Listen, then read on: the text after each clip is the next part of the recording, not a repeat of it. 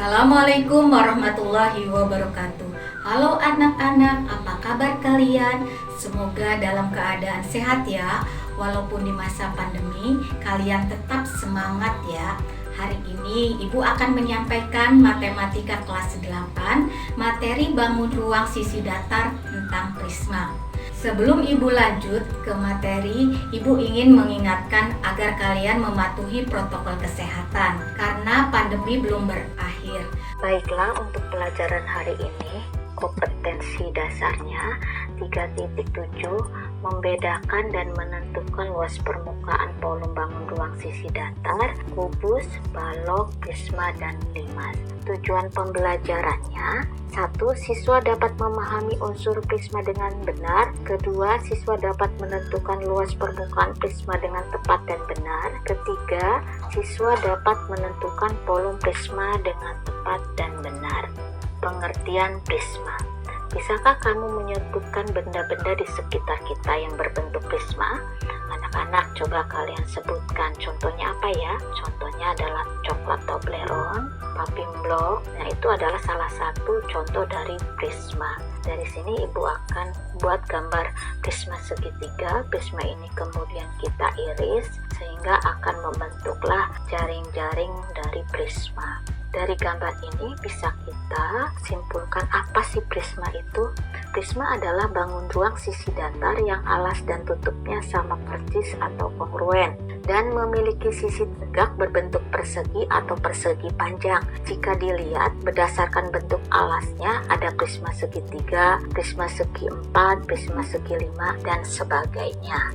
Unsur-unsur prisma. Prisma segi N mempunyai satu sisinya adalah rumusnya N tambah 2. Yang Ibu gunakan adalah prisma segitiga, berarti N-nya adalah 3. Jadi 3 ditambah 2 sama dengan 5. Coba kita lihat apakah betul. Kalau kita lihat dari jaring-jaring kubus, kita bisa menghitung ada 5 buah sisinya ya, sisi atas, bawah, kemudian ditambah sisi tegaknya 3.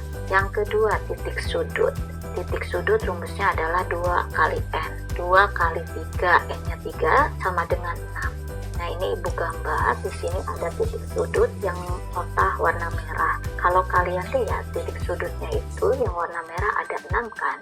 Kemudian yang ketiga, rusuk-rusuk ini 3 kali N. N-nya kita ganti 3 karena prisma segitiga, berarti 3 kali 3 sama dengan 9. Kita buktikan di sini rusuknya Ibu warnai dengan banyak warna ya. Bisa kita hitung rusuk atasnya ada 3 buah, kemudian rusuk tegaknya juga ada 3 buah, dan rusuk alasnya juga ada 3 buah. Jadi ada 9 semuanya. Yang keempat, sisi tegaknya N. Berarti N-nya adalah 3. Coba kita lihat kembali pada jaring-jaring prisma ini. Nah, di situ ada 3 sisi tegaknya ya. Nah, bagaimana kalau prismanya segi 5? Jadi kalian tinggal ganti saja N-nya dengan angka 5 ya. Baik anak-anak, kita ke luas prisma. Untuk mencari luas prisma, kita bisa membuktikan dengan membuat jaring-jaring prisma ya. Nah, luas permukaan prisma itu berarti luas segitiga DEF ditambah luas segitiga ABC ditambah luas BADE ditambah luas ACFD ditambah luas CBEF. Karena luas DEF sama dengan luas segitiga ABC, maka kita wakilkan segitiga ABC ya. Berarti 2 kali luas segitiga ABC. Kemudian luas BAD itu berbentuk persegi panjang, berarti panjang kali lebar. Panjangnya AB dan lebarnya adalah BE. Luas ACFD juga berbentuk persegi panjang, panjangnya AC dikali lebarnya adalah AD. Begitu juga luas CBEF, panjangnya CB, lebarnya adalah CF. Dari sini bisa kalian tahu bahwa BE akan sama dengan AD akan sama dengan CF, maka kita wakilkan saja dengan AD. Nah, dari sini kita bisa menggunakan sifat distributif kalian pada penjumlahan sehingga AB ditambah AC ditambah CB dikalikan AD. AB ditambah AC ditambah CB itu adalah keliling segitiga ABC, sedangkan AD adalah tingginya. Sehingga rumus dari luas prisma adalah 2 kali luas alas ditambah keliling alas dikalikan tinggi. Volume prisma. Kita buat lagi prisma segitiga, ini merupakan tingginya. Volume prisma digunakan untuk menyatakan ukuran besar suatu bangun ruang. Volume prisma tergantung pada bentuk alas prisma tersebut. Rumus luas volume prisma adalah volume prisma sama dengan luas alas kali tinggi prisma. Karena kita sudah mengetahui rumusnya, kita bisa mengerjakan contohnya ya. Contohnya, perhatikan gambar berikut ini. Pada prisma A, B, C, D, E, F diketahui ED tegak lurus EF. Hitunglah A luas permukaan prisma, B volume prisma.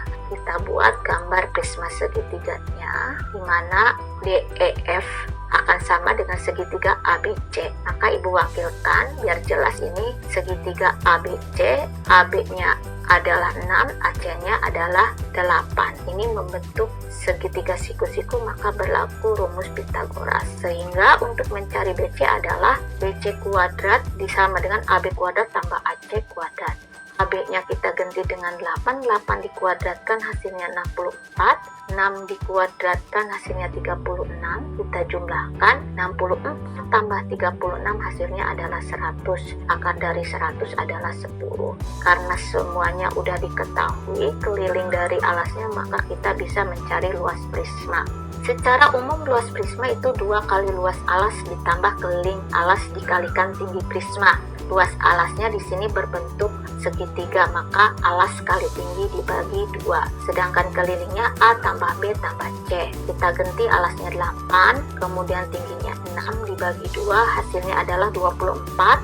Kelilingnya itu 8, ditambahkan 6, tambahkan 10, hasilnya 24.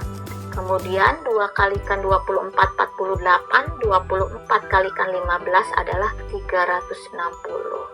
Kita jumlahkan, hasilnya adalah 408 cm persegi. Jadi luas permukaan prisma adalah 408 cm persegi.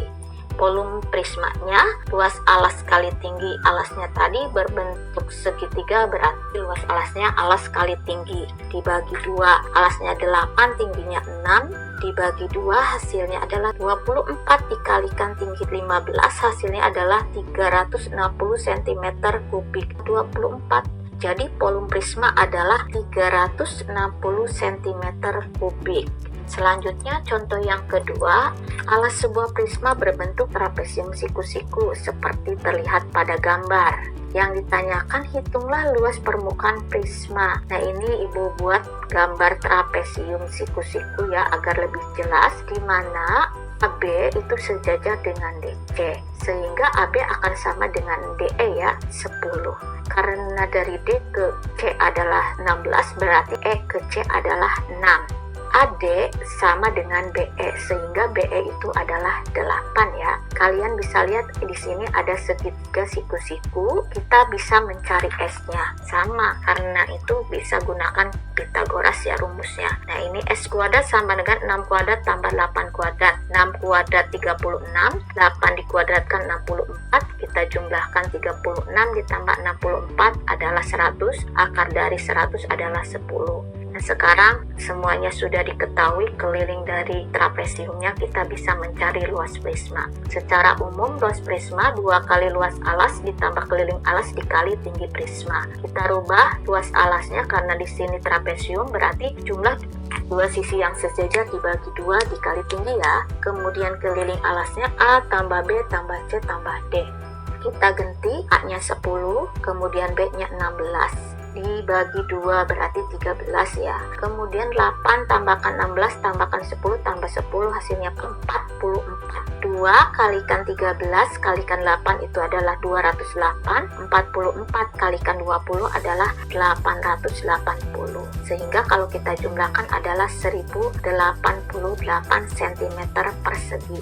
Jadi luas permukaan prisma adalah 1088 cm persegi. Baik, kita ke contoh 3. Sebuah prisma tegak memiliki volume 1440 cm kubik. alas prisma berbentuk segitiga dengan alas 5 cm dan tinggi prisma 12 cm. Berapakah tinggi prisma tersebut? Kita tulis rumusnya. Volume prisma itu adalah luas alas kali tinggi. Karena alasnya berbentuk segitiga berarti alas kali tinggi bagi 2 ya. Kita ganti alasnya 5, tingginya 12 dibagi 2, hasilnya adalah 30.